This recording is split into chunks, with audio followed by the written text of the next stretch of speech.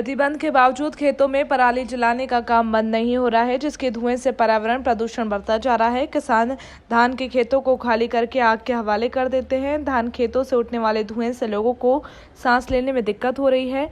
कृषि विभाग के अधिकारियों की माने तो इनके लिए किसानों को जागरूक किया जा रहा है। उन्हें पराली को जलाने के बजाय जैविक खाद बनाने के लिए प्रेरित किया जा रहा है। कुछ वर्ष पहले तक जिले के किसान पराली नहीं जलाते थे, लेकिन हाल के वर्षों में कई किसान इसे कर रहे हैं, जबकि गेहूं और धान की पराली जलाने पर पूरी तरह से प्रतिबंध लगा है। कोई किसान पराली जलाता है तो उसके खिलाफ रिपोर्ट दर्ज कराकर कार्रवाई के प्रावधान है। कृषि वैज्ञानिकों का मानना है कि नराई में आग लगाने से केवल वातावरण ही प्रदूषित नहीं होता, अपितु भूमि की भी ऊपरी सतह में रहने वाले जीव जंतु भी मर जाते हैं। विगत कुछ दिनों से जब फसलें कटना शुरू हुई हैं, उसके बाद से खेतों में जो अवशिष्ट शेष रह जाता है, जिसे हम पराली कहते हैं या नरवाई कहते हैं, ये किसानों के द्वारा उसमें आग लगा दी जाती है, जलाई जा रही है। कई दिनों से देखने में आ रहा है कि इंदौर शहर का प्रदूषण का स्तर भी बढ़ रहा है, क्योंकि जब इंदौर के आसपास के गांव में पराली जलाई जाती है तो उससे उसके जो महीन कण हैं, कार्बन के पार्टिकल्स हैं, वो सभी दूर हवा में फैलते हैं और ये पूरे इंदौर शहर में सभी दूर फैलने की स्थिति देखी जा रही है, जिसके कारण इंदौर शहर में प्रदूषण का स्तर कई बार पुअर और ख़तरनाक स्थिति में भी पहुंच रहा है। यह हमारे स्वास्थ्य के लिए बहुत हानिकारक है।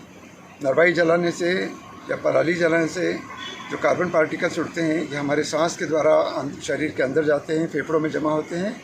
इसके अलावा ऑक्सीजन लेवल भी कम होता है। इससे संक्रमण का खतरा भी बढ़ने की संभावना रहती है, क्योंकि यदि डस्ट पार्टिकल्स हमारे शरीर में जाकर कहाँ इफेक्ट करेंगे ये हम स्पष्ट नहीं कह सकते।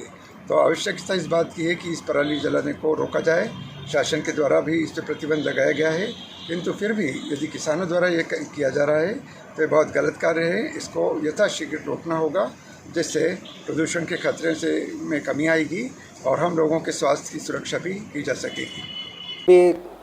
अभी हम 1-2 दिन पहले ही कहीं गए थे शिप्रा के आसपास, तो हमने देखा किसान भाई क्या करते हैं कि गेहूं काटने के बाद तुरंत आग लगा देते हैं। वैसे किसान भाई को सलाह दी जाती है कि ये काम बिल्कुल ना करें।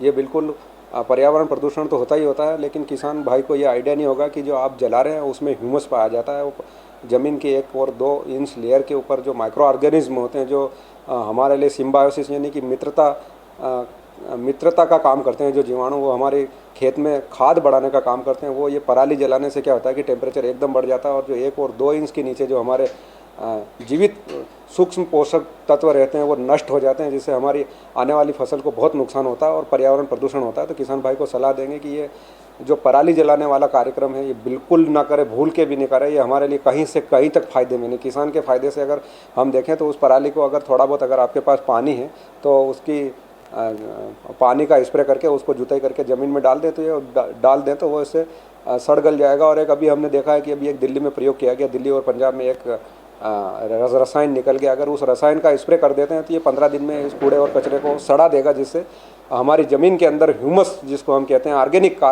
खाद जो बढ़ाने का काम करता है वो बढ़ेगा और पर्यावरण पोल्यूशन की समस्या से निजात पाया जाता है। तो एक बार किसान भाइयों से फिर हाथ जोड़कर निवेदन है कि ये पराली जलाने का काम बिल्कुल ना करें।